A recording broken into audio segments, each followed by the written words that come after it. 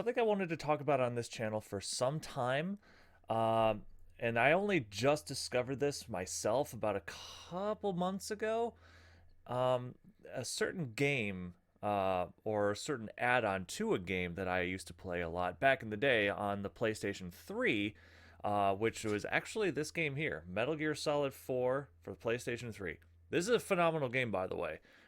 It's very cheap, very affordable. I picked this up for like $4, I think, at the time, but I think it's still in single digit territory. So you can pick this up and just experience an amazing, amazing game.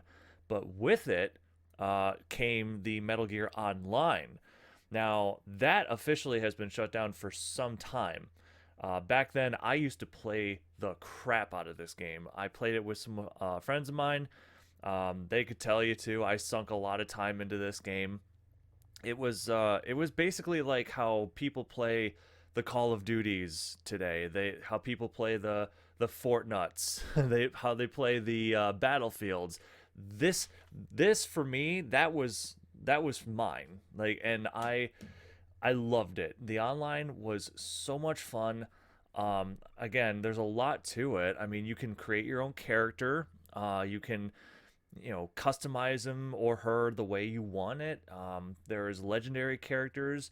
They added over time certain updates, and you would pay for those. I think they were like $10 or something, or $15 back in the day. And you get, more maps. You would get more pieces of music because you have actually different pieces of music from like 2, 3, and Portable Ops, and the original Metal Gear and all this stuff. There was like the first ones that came out were like I think Snake and Meryl, and then we got other ones like Johnny and Mei Ling and Liquid Ocelot. So we got some legendary characters. Vamp was in there, and yeah, it was really cool to see that we could play as these characters. It was pretty random as far as I remember, but it's all here, and that's the thing. You don't just get the base game here. You actually get everything, all of those characters. You get all the customization packs, like right off the bat, all of the maps that are in this game. You get it all from the start, which, by the way, it's only thanks to the community that this thing is now brought back to life, and it's done through emulation, so it's on PC. So if you get it, it is a free thing. You don't have to pay for anything. They're just doing this because they're very passionate about it. And I wanted to make a little bit of noise and shout these guys out for doing so. I am going to have a link in the description for the trailer. And in that description will be a link. They have a link set up to, you can just go to the homepage, create an account. Like I said, it's free.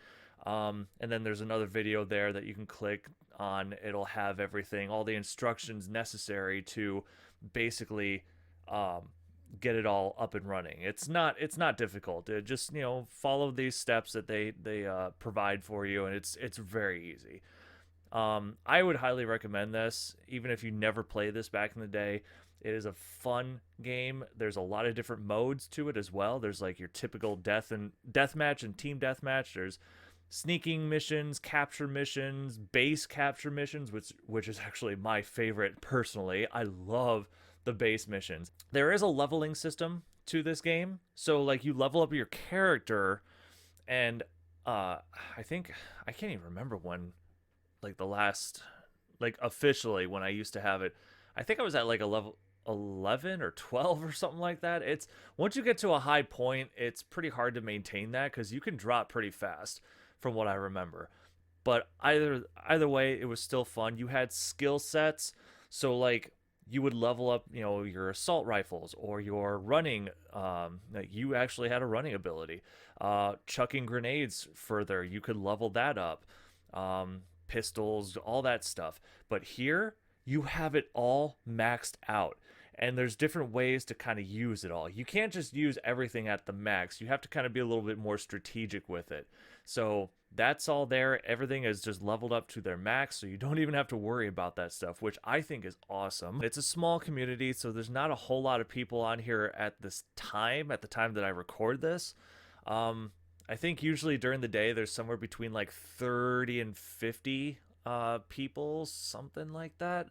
I just want to put this out here for you guys to be aware of it, because even if I can get just one person, that would be enough. You know, I would love to see this thing grow. I would definitely love to see more people engage in this game because, again, it is so much fun. It was way better. Obviously, it was way better than Metal Gear 3 back on the PlayStation 2. Yes, for those of you who don't know, Metal Gear 3 had an online. That was the first one, I believe.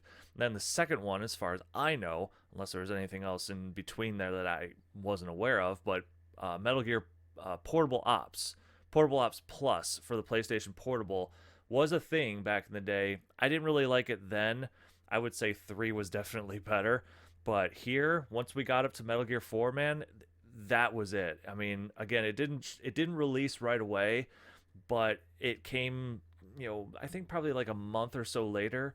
And once it did, man, it had some issues. You know, there were updates as it went along, right up until the very end, but it got better and better and better. It was so much fun. Like I said, me and my friends played this a lot back in the day, and I know that, as far as I know, because I tried this, I don't know if those servers are still up and running, like they're official. But Metal Gear Solid 5 Phantom Pain eventually had an online, just like Metal Gear 4's. I experienced it on PC, and it was not a good experience because that thing was getting hacked to hell. Like, it was not a fun experience. If you have a good gaming rig, even if it's a basic setup, give it a shot. See if it works. There's definitely a lot of different settings within the emulator that you can play around with and have it work a little better for your PC or laptop or whatever it is you have. But I highly, highly recommend looking into this. I've played a few matches already. I'm not at a particularly high level myself, as you've seen, but I'm working on that. I have other games that I'm playing. Obviously, you see like all these, PlayStation 3 games here, but then I also have a lot of PC games that I play as well. So, and then my modest collection behind me here of certain games. So this is just something that I've wanted to put out here for a little while since I realized that this was a thing, and I really hope you guys check it out. I love when people put stuff out like this that are genuinely passionate about just bringing something back that was essentially dead. Like, this thing has been dead for years. And I remember there is some footage on YouTube from like way back when. Like, there's some new footage now of this, because people are putting their games of whatever it is they're playing within the online, the death matches or the base captures or whatever. And I've seen those kind of surface, but there's some older footage where like they were just waiting to the last moment of those servers being shut down, and it's kind of sad, but it was such a fun game. Definitely look into this if you are a fan of the online, or if you even played it back in the day and you had no idea that this was brought back, that it was a thing. Well, here you go. When I saw this, I could not believe what I was seeing. Yeah, it's back. It's back. It's just as you remember it.